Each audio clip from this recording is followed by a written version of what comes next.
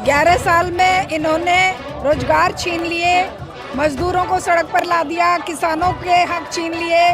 तब ये धर्म और जाति के मुद्दों में लेकर जनता को भटकाते हैं, जनता को आपस में लड़ाते हैं। जब धर्म और जाति नहीं चल पा रहा तो फिर ये भाषा पर आ जाते हैं। वो पूंजीपतियों के मैनेजर लगातार कर रहे हैं, लेकिन ये बचेगी नहीं। महंगाई को लेकर नहीं लड़ोगे, मजदूरों के कानून जो 44 कानून सदियों से खून बहाकर प्राप्त किए वो खत्म कर दिए, उनको लेकर नहीं लड़ोगे कि समस्याएं दब जाएं। और लोग हिंदू राष्ट्र के नाम पर, जैसे राम मंदिर के नाम पर लोगों को बेवकूफ़ बनाया, 370 के नाम पर बेवकूफ़ बनाया, जिस तरीके से जाति के नाम पर बेवकूफ़ बना रहे हैं। नमस्कार, आप देख रहे हैं 4 PM में आपके साथ नफीसा खान। बिहार के अंदर विधानसभा चुनाव हैं, लेकिन चुनावों से पहले ही बाबा बागेश्वर काफ़ी सक्रिय नजर आ रहे हैं। बाबा बागेश्वर ने एक राग छेड़ा है कि भगवाए हिंद और हिंदू राष्ट्र बन जाना चाहिए, उसकी शुरुआत बिहार से होनी चाहिए।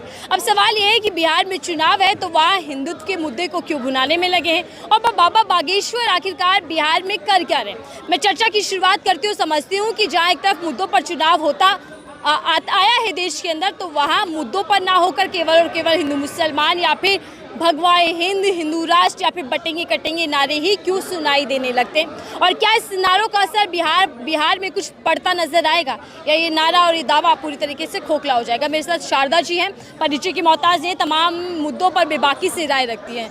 मैम, केंद्र सरकार की नीति नियत पर सबसे पहले चर्चा करते हैं। 11 साल में क्या समझ में आया कि किस नीति पर काम कर रही है बीजेपी सरकार?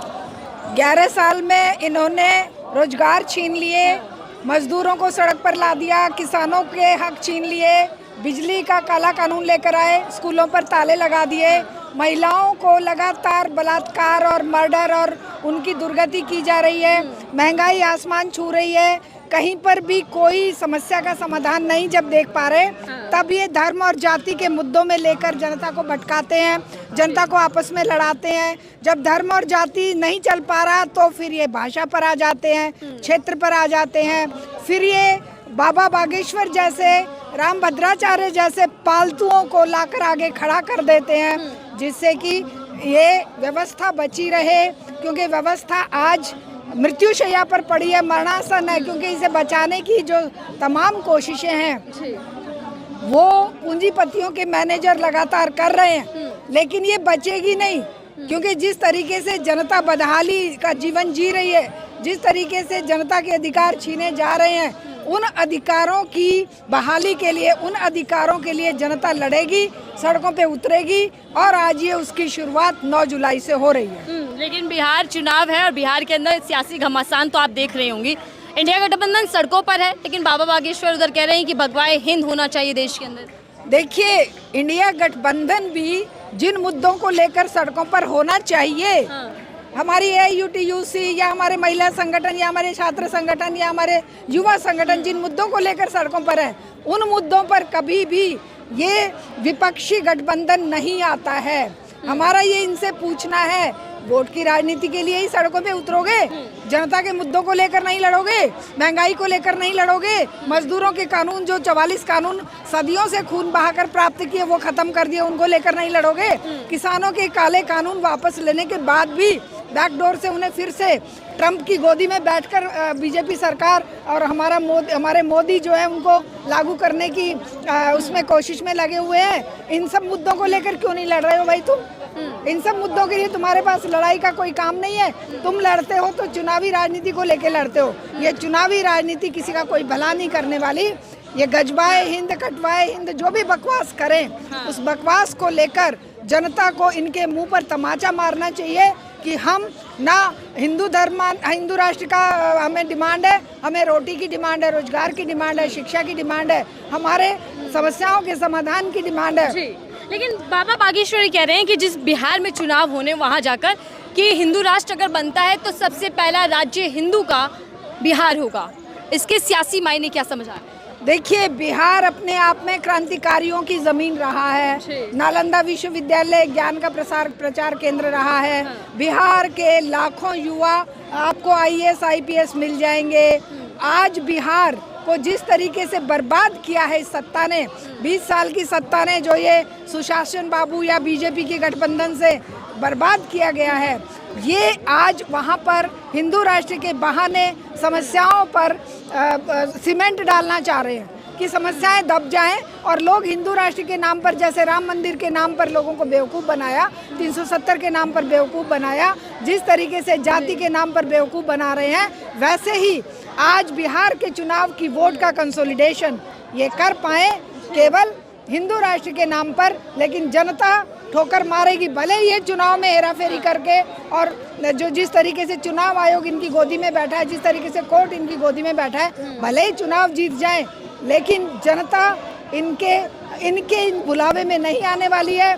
जहाँ जहाँ चुनाव ये जीतते हैं, जनता को सड़कों पर आने की ज़रूरत है और जन आंदोलन एकमात्र रास्ता है। जो रास्ता हमारे मनीषी दिखा कर गए हैं, जो रास्ता हमारे क्रांतिकारी और हमारे ज्योतिबा फुले से लेके राजा राम मोहन राय से लेके और हमारे नेताजी सुभाष चंद्र बोस, भगत सिंह और कॉमरेड शिवदास घोष जो रास्ता बता कर गए हैं, जन आंदोलन का एकमात्र रास्ता है जनता की मुक्ति का।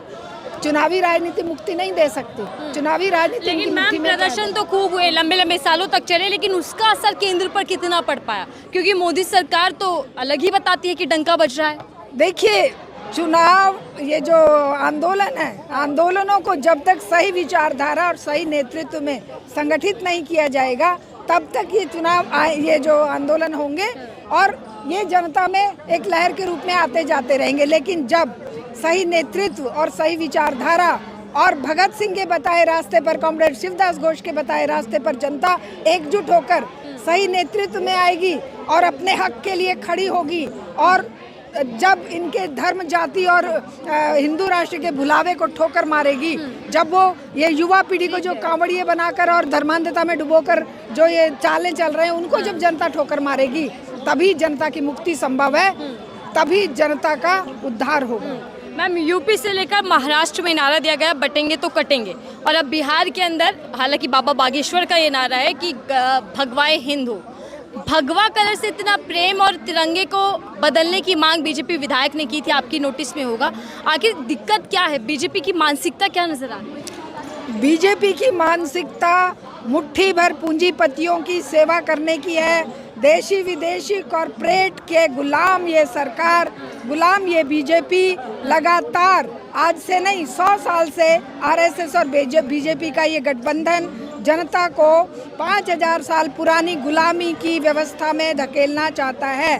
बागेश्वर जो खुद वहाँ करोड़ों के खर्चे करके ऑस्ट्रेलिया में राफ्टिंग कर रहा है, अंग्रेजी में उल्टा सीधा बोल रहा है, और जिसको खुद नहीं पता उसके जन्मदिन पर टेंट गिर जाता है, पर्चियाँ औरों की निकालता है और 6 लोगों की मौत हो जाती है। अभी भी इसके उसमें भगदड़ पर के एक महिला की मौत हुई है।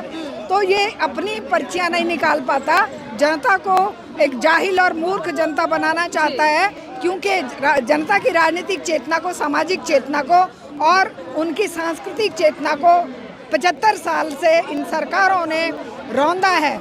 लेकिन अब जनता को अपनी समस्याओं के लिए एकजुट होना पड़ेगा, लड़ना पड़ेगा और जन आंदोलन के लिए रास्ता लेना पड़ेगा। अच्छा, एक बात बताइए मैम, बाबा बागेश्वर और आरएसएस भी कहता है, बीजेपी के कई नेता भी कहते हैं कि हिंदू धर्म को बचाना है, तो आप तो ब्राह्मण हैं, आपको तो समर्थन करना चाहिए। देखिए, हिंदू को एकजुट होना चाहिए। सबसे पहले हम एक इंसान हैं। मैं पैदा हुई हूँ कहाँ, ये मेरे हाथ में नहीं था।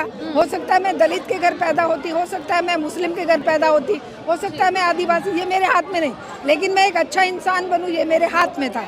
और इसीलिए हम ना धर्म मानते हैं, ना जाति मानते हैं, हम केवल इंसानियत के धर्म को मानते हैं। और हम चाहते हैं कि बाबा बागेश्वर जैसे जो ये भगवान की बात करते हैं, हिंदू धर्म की बात करते हैं, इन्हें धर्म का ध भी नहीं पता है, क्योंकि धर्म ने कभी नहीं सिखाया, कोई भी आप धार्मिक बुक उठाकर देख लीजिए, कभी भी नहीं सिखाया कि नफरत करो, कभी भी नहीं सिखाया कि गाय के नाम पर किसी की जान ले लो।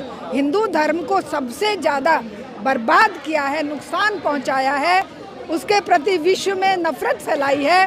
तो वो केवल और केवल इन जैसे आरएसएस जैसे गुंडों ने और इन बागेश्वर जैसे और भद्राचार्य जैसे लोगों ने धर्म को नुकसान पहुंचाया। ये किस हिंदू राष्ट्र की बात कर रहे हैं?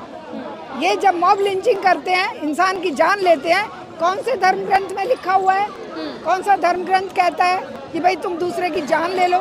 धर्म तो हमेशा प्यार, प्रेम, भाईचारे की, धर्म का आविर्भाव ही हुआ था मानव मूल्यों को, बराबरी के मूल्यों को स्थापित करने के लिए। आज इन्होंने धर्म को काटने बांटने और रंगों के आधार पर और धर्म और जाति के आधार पर बांटने का एक हथियार बना लिया है। ऐसे धर्म को हम नहीं मानते। ठीक है, हम इंसानियत को मानते मैं हैं। आखिरी सवाल ले रही हूँ, क्या हिंदुओं के नाम पर बिहार के अंदर वोट बंदी की जा रही है?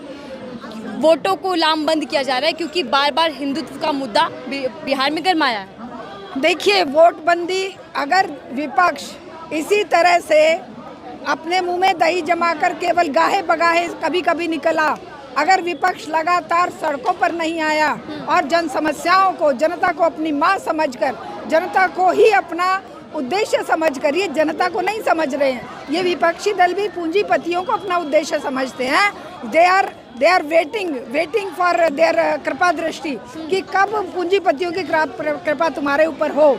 लेकिन जब तक ये जनता की कृपा दृष्टि के लिए काम नहीं करेंगे, जनता की समस्याओं के लिए काम नहीं करेंगे, बेशक बीजेपी का एक साजिश है कि वोट काटकर आदिवासी, दलित, पिछड़े, अल्पसंख्यक, एनआरसी को पिछले दरवाजे से लागू करने का एक जो प्रयास जो इन्होंने किया है, उसके विरोध में लगातार संघर्ष की ज़रूरत है। और मैं तो कहती हूँ चुनाव के बहिष्कार की ज़रूरत है। कहिए कि तुम लड़ो और तुम ही जीतो, हम चुनाव में भाग ही नहीं लेते, लेकिन ये विपक्षी दल ऐसा करने की हिम्मत ही नहीं रखते। चुनावी राजनीति का बायकॉट क्यों नहीं करते ये विपक्षी दल?